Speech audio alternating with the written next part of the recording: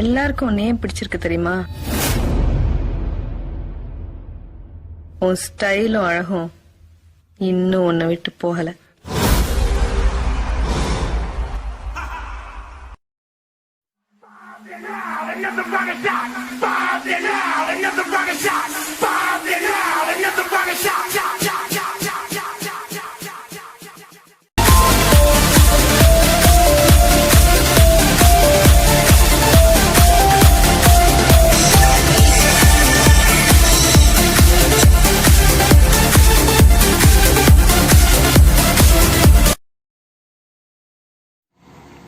I dreamed of a world where our love would never end.